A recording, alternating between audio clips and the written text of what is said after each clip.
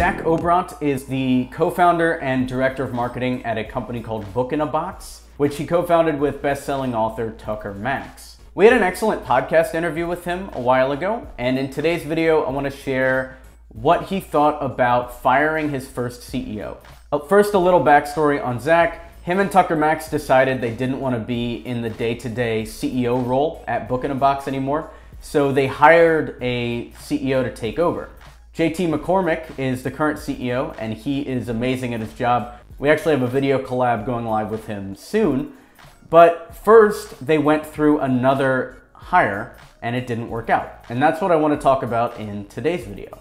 First off, why did Zach remove himself from a leadership position in his own company? When we were starting the company, the roles of Tucker as CEO and me as COO made a lot of sense. Like the things that a COO does early on is a lot of actually making the operations work. And that's a skill set that I'm really good at, is like making things work, figuring them out. Two things happened as the role changed. One part was we got worse at our jobs. And then on the other side, we were liking what we were doing less too. We spent what I would consider too much time struggling in those roles. And we both kind of hit a similar point. Great, now instead of being a B- COO, I'm a B+ COO, and I'm still just as miserable. Tucker kind of felt the same way as a CEO, right?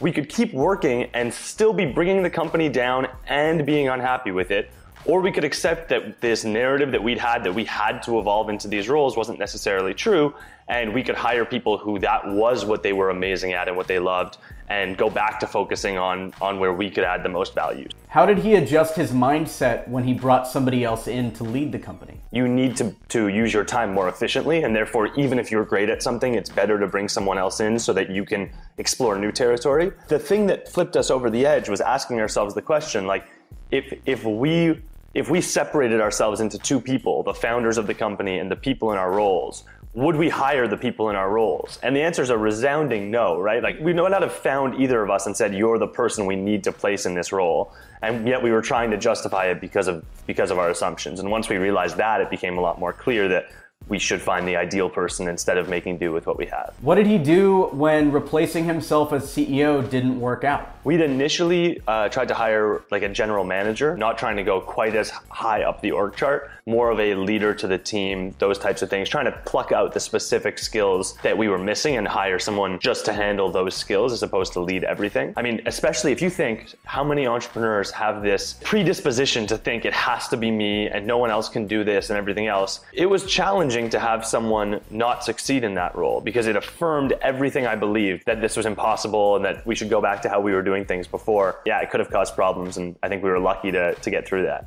What were some of the red flags when Zach hired his first CEO? Basically, it was a lot of planning that didn't feel like it was organized in a way to actually be executed. And that's, I think, the thing as a founder that can cause the most anxiety and that can make things really fall apart. The big red flag was the clear feeling of like, it's not like I handed this off to someone and it's still gonna get done. I handed it off and now I feel the need to still make sure it's gonna get done because I don't have confidence in that core piece, which I think is the most important thing.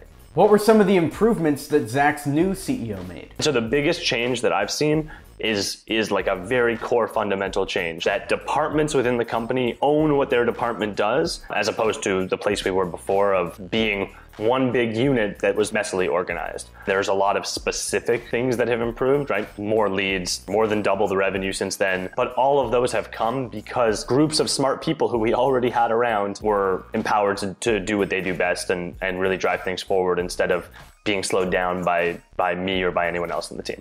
If you found this video valuable, be sure to share it with a friend or two. We're trying to hit 100,000 subs this year, and every share counts. If you have any questions, feel free to leave them down below. And if you need marketing support for your digital agency, check out experiment27.com. Thanks.